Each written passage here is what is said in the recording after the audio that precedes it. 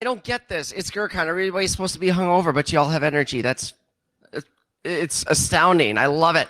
All right. Housekeeping. First of all, you're in Ballroom C. Hopefully you came here because you wanted the anything track. Hopefully you came here because you wanted to hear Whitney talk all about pen testing mobile apps. Good. We're all in the right place. Second thing, do not block my fire exits. I have very large people who will come and move you unceremoniously if you block my doors. So stay out of the way of the doors. I don't think we have a problem finding seats. So come on in, sit on down, enjoy. Finally, cell phones. I've been telling you all this for 2 days. I wore boots for a reason. If I hear that phone, I will come stomp you. So turn them off, silence them, do whatever. Only one person has challenged me on this so far. I can neither confirm nor deny that that's his blood stain in the second row. But I think you guys are with me. Good. All right. Well, with that, I am going to turn it over to Whitney Phillips. Can you hear me? Is it good? All right. Wait. How's everybody doing today? Good? Lunch crowd? It's pretty busy here, man. All right. So my talk is on mobile application penetration testing. So who am I? Well, I'm Whitney Phillips. A little bit about myself. I started as a help desk specialist. Oh, my slide switched. This was supposed to be before that. I've been in IT and information security for 8 years. I started off in help desk, and then I moved to network administration. After that, I was in security operations, and then application security, and then finally, I'm a mobile app pen tester. Yay! So, why are we here? Well, when I had started a year ago at my company, I really started to enjoy doing mobile app testing. So I thought, why not give a talk on it? Because it's something that I think I could give good knowledge to you guys.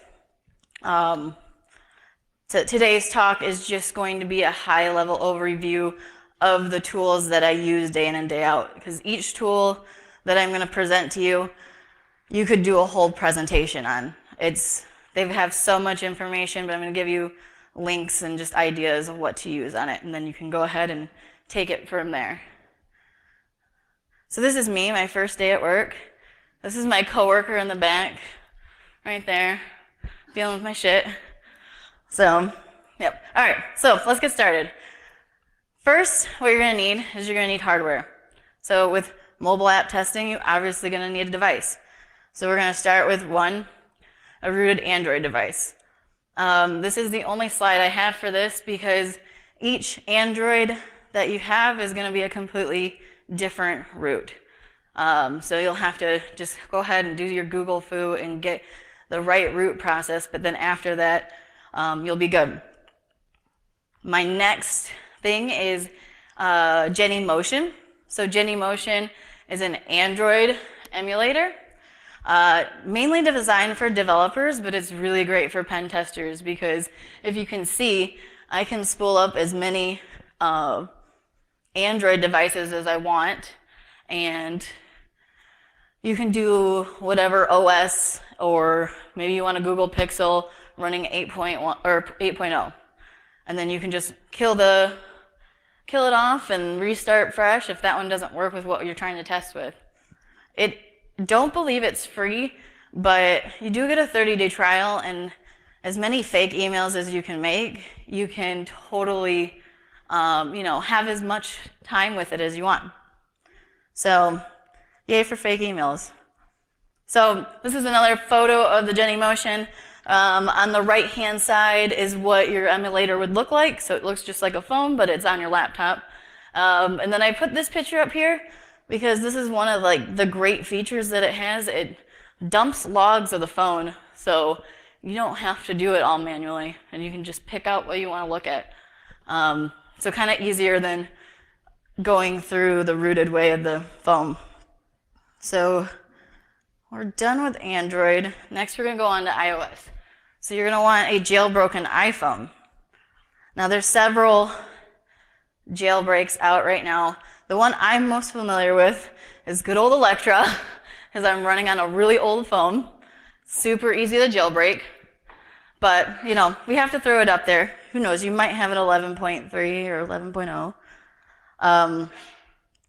Next is Chimera. So it's only very specific to iOS 12 to 12.2 and 12.4.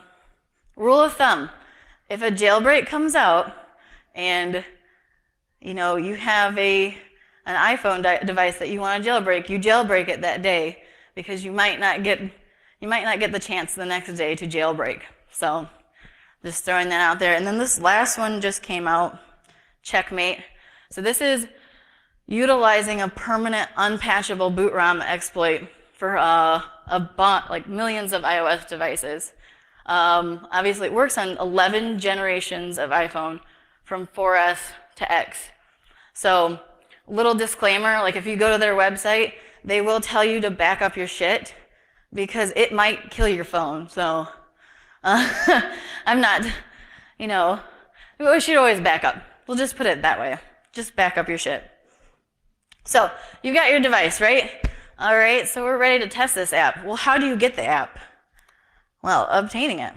Now, we can do it the legit way, right? Again, Google Play. That's going to be kind of hard if you're trying to be sneaky about it. You're going to want to make a fake account, and then you're going to get a burner phone and have or you can put your real account if you want your stuff out there. It doesn't matter. Apple Store lets you make fake accounts. I just think you have to put a real address or something. But, I mean, your best friend's address should be fine. Pretty sure. It's fine. This is the legit way. The not so legit way, I love going to the site, is APK Pure. This just lets you download the APK for fun, for free. Nothing, no issues. I mean, you might want to check if it's safe. I'm sure it's fine. I'm sure it's fine, but I like this site. And then iPhone, I just have my fake Apple account, so that's how I do it. But I looked up some links for you guys. Gray area for iPhone. Do it with you want. I don't know if it's, you know, I don't know if they're legit or not. So go ahead and try it if you. That's kind of an ass thing to do, but yeah. So that's how you're gonna obtain your APKs and your IPAs. Next, we're gonna move on to, after you've got your IPA, what do you do with it, or your APK? Huh? Yeah, you drink your IPA, for sure. For sure. I would love an IPA right now. All right, next, we got software. So now we're going to focus on building that toolkit. So what kind of tools are we going to use for this? First off, we're going to go with Frida. So Frida is used for dynamic analysis for Android, iOS, and Windows apps. This, like I said, this one, you could literally, there's like whole talks at GrrCON with this one. Like like you have to be focused in on Frida, which is why I forget how to use it every time I come back to it. But what it does is it allows you to set up hooks for targets so you can modify certain parameters and change the way the value comes out and change how the app runs. I watched one talk at GrrCON and he changed one of the apps to do a completely different function upon startup. So it's free, open source. The guy is really easy to talk to too, so you can ask him questions. So coming off of Frida and using the Frida framework is Freedom. This is one of my favorites because I love running memory dumps on phones. What it does is you can pull all the memory dump off the phone and then you start looking for like secret treasures and stuff. So it can be used on Windows and Linux and Mac OS as the work computer, and then you can do dumps on iOS, Android, and Windows apps. So again, what are we looking for in Freedom? Credentials, usernames, passwords, passphrases, private keys, email addresses. So like URLs that you can't find in the app, but they leave it out there. IP addresses and schemes. So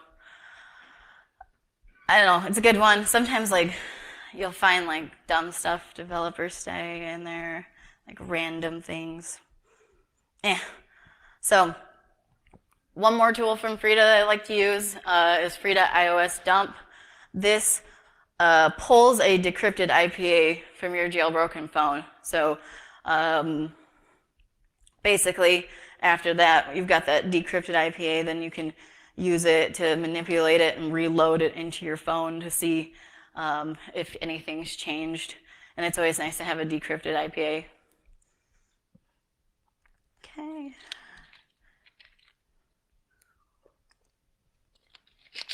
All right, next we have MobSF. So MobSF, all-in-one automated mobile application pen testing tool. I love it. You can use it for APKs and IPAs. It kind of gives a nice overview on how the app is. So if you can see right here, it gives you an app score. I just used Twitter, so I just pulled Twitter's APK. I don't know, I'll probably get sued for this. Yeah, so it gives you hashes, and right here, like the actual name of the app. After that, once you scroll down a little bit, it gives you fun stuff like dangerous status, like unknown permissions from Android, and, well, we know it wants permissions to the internet, for sure. And it wants to control your vibrator. I don't know why. But yeah. Reading contact data.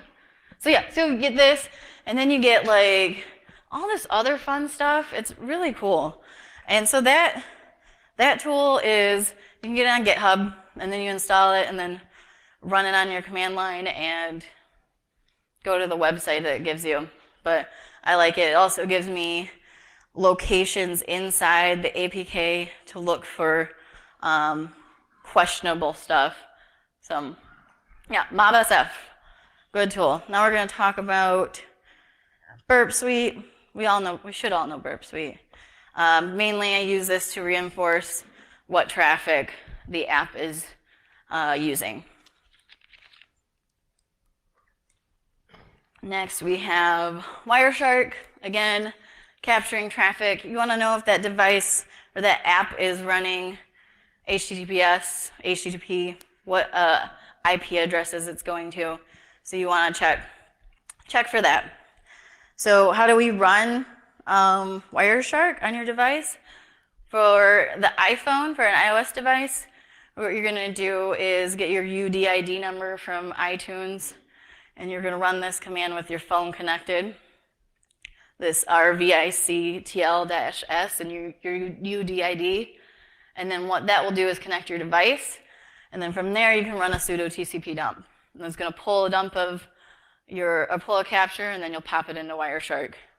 I'm sure my coworker doesn't like how I do that, but it's fine. He's just in the crowd. I'm making his face red, too. So with Android, I have to do it the jankiest way. I literally take my pfSense box and like set up wire capture and make sure nothing's on the network. And then capture my traffic that way, or make your laptop a hotspot. I did find this for ADB, so maybe it worked. I don't know. I haven't had time to try it, but it will be something to do once I get back to work using these commands. So I'll go over ADB in a few minutes. After that, kind of another housekeeping, you're going to want a good text editor. I use Sublime just so I can easily sift through that information. All right. So where do I get ADB? Android SDK Toolkit. So that gives me my ADB tools that I'm going to install for my phone. And then it's got fast boot and system trace. But the only one I primarily use and I can speak about is ADB. So what is ADB? ADB is the Android Debug Bridge. So what that does is that allows you to connect to your device by ADB shell. You can side load your APK. So when we went to APK Pure and we have that, we can side load it and we'll avoid the whole Google conversation. We can pull from device to PC, and we can push from PC to device with this command. So definitely a fun tool to have. I utilize ADB shell a lot. So a lot of times you're going to find information about your app in the data folder. So being able to have that root access and then shell in and get that deep dive into the phone, into that app folder, you might be able to find like databases that they have stored or different credentials. Next is ADB Logcat. This is like my favorite. So ADB Logcat is a command line tool that dumps a log of system messages. So what does that mean? It includes like stat traces that the device throws or any error messages that you might have written in that app. The fun part about that is the developer might leave like a certain logging on. So then you can find like usernames, IP addresses, error messages that they might not want to have seen. So I guess I don't know if you can see that. That's like a little list of the ADB Logcat. So we have Activity Manager as Window Manager. It's just like a little thing I pulled from my phone.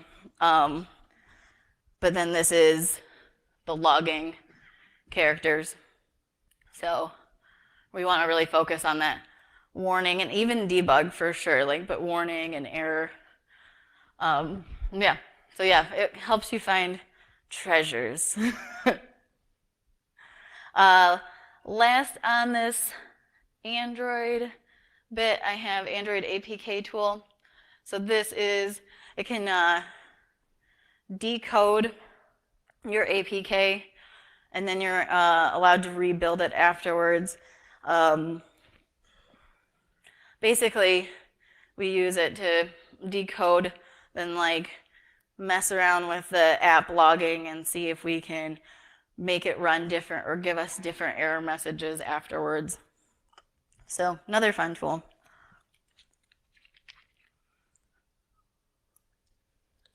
Okay, all right, so after that we got passion fruit, iOS passion fruit.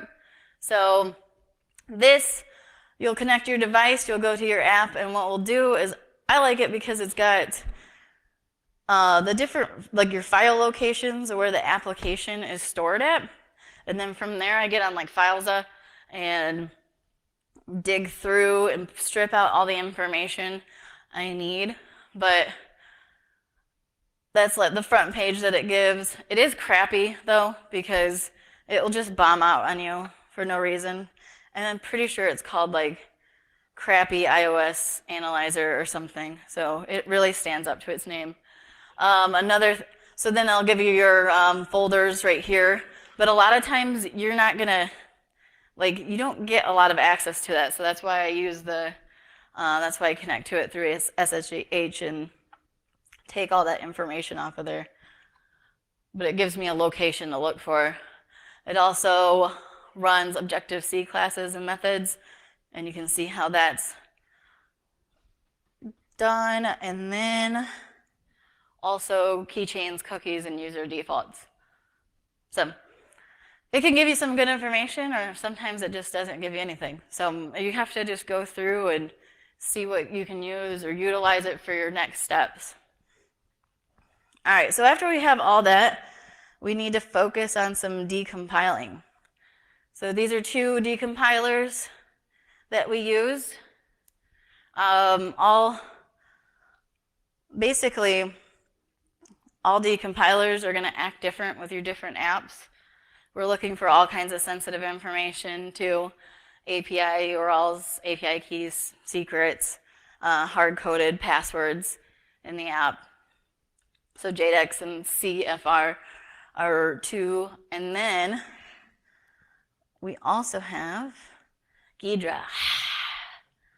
Look at that spooky dragon thing. So, GrrCON is an NSA app. Be careful. You're downloading an NSA app.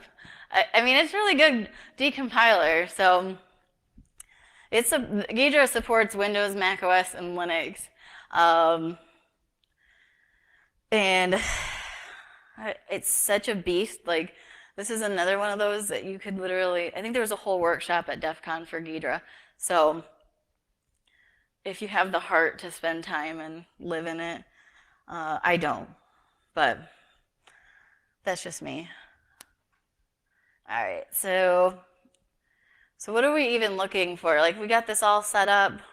What are we looking for in these apps? Our main thing is malware, secret keys, dumb things like creds, lewd comments, like just the random like things developers will put in their apps.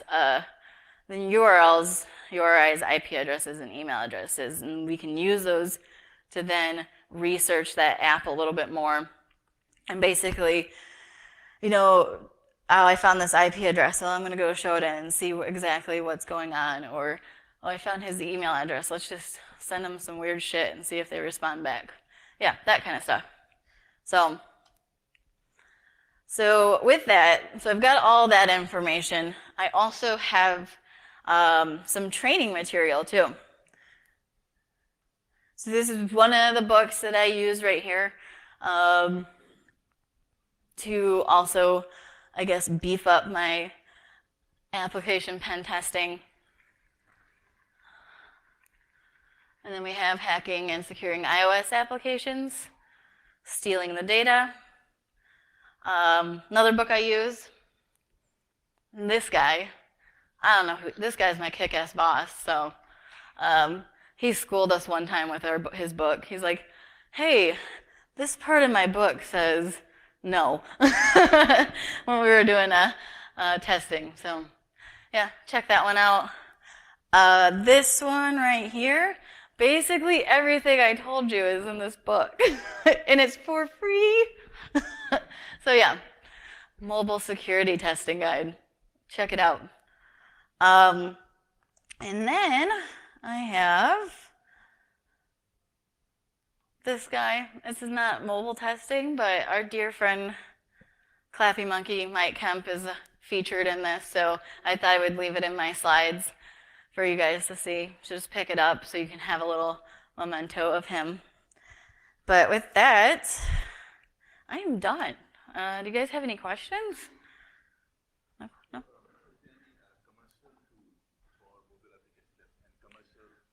Any commercial? I use a lot of open source.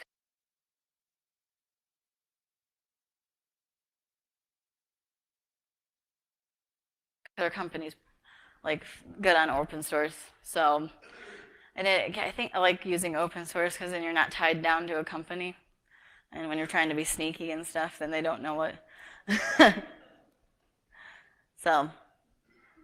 Just a couple questions, like, does the phone have to be rooted to use these apps? And then what's the funnest, like, rudest comment you've seen in an app? So some of them, no, the phone doesn't have to be rooted.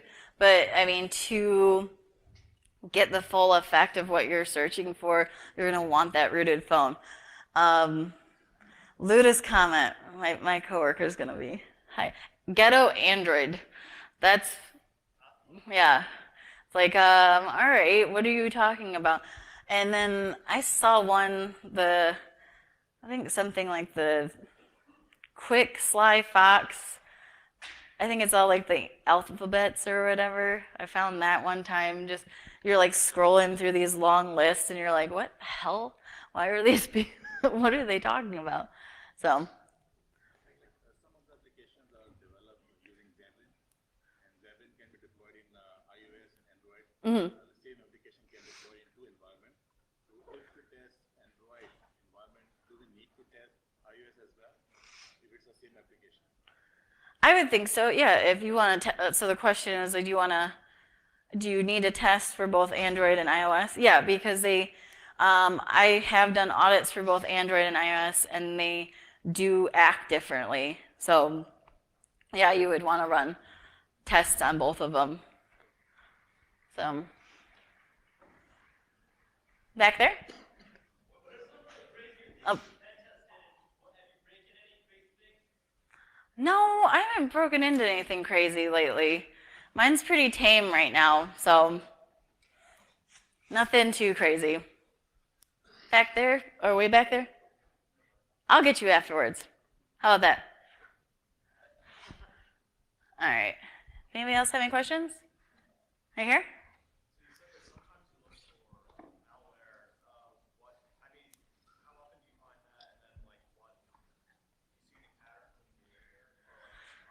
No, so I haven't found any malware. So like when you're going and grabbing like sketchy APKs, that's mainly, we want to make sure that there's no like bad APKs out there that somebody can download. I haven't found any out in the wild yet that were bad. So, but mainly what would do is just do like a pull a hash of the good known one and then pull the hash of the bad one and compare them. So, okay. Over there? So I've been pretty like strict on hardware, but then my coworker opened me up to the emulator, and I haven't tested yet. I have it on my well, I did have it on my laptop. I have it on my laptop, so the only thing nice about that is if it doesn't work, then you can just spool up something else and try it in that. So yeah, I think that might be the route I want to go, but sometimes it's nice to still have that hardware available. Good? We're good? If not, we can catch